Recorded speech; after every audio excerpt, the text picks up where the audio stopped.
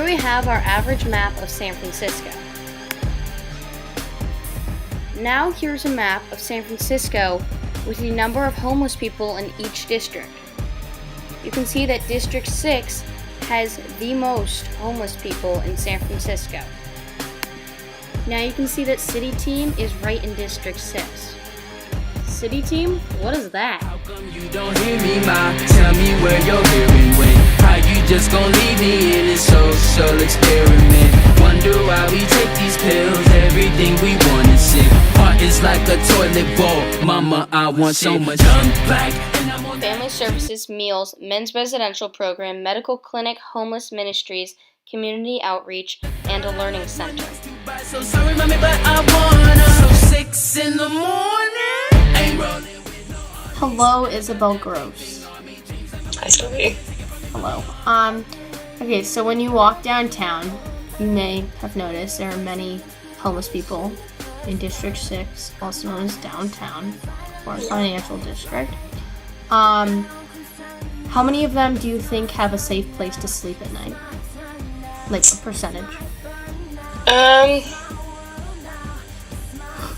I'd probably say like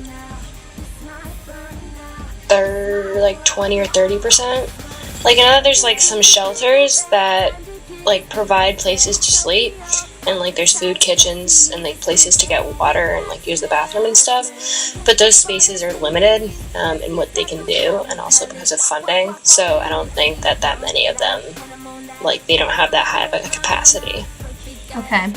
And my second question is, what are some core values do you think that men recovering from an alcohol or drug addiction should learn when getting back on their feet?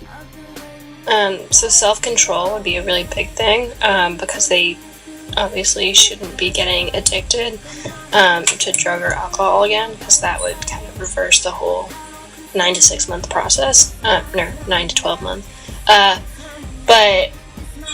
So like on top of that, like that would require like them surrounding people, like themselves, with people who are not going to tempt them, and who maybe understand their story, or don't like participate in drug or alcohol things.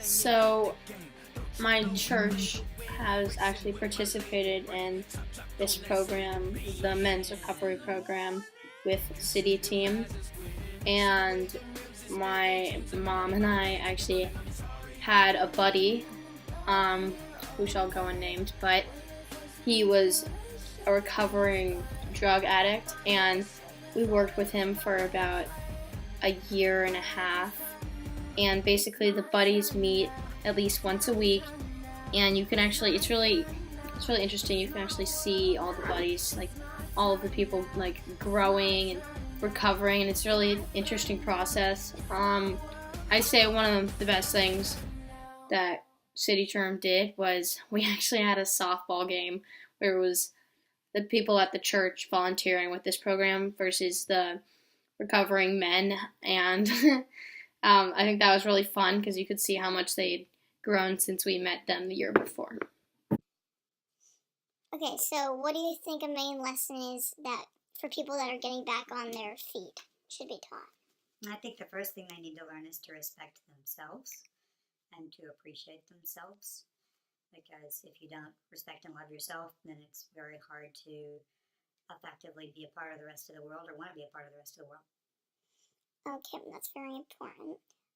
So the program takes people in off the streets, usually they're homeless, and they give them a place to sleep, and they give them shelter and food and education.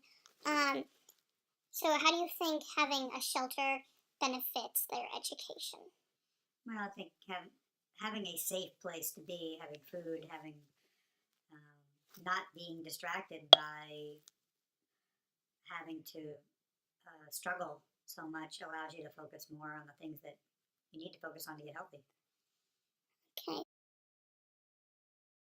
You keep saying quit the game. Don't you know we play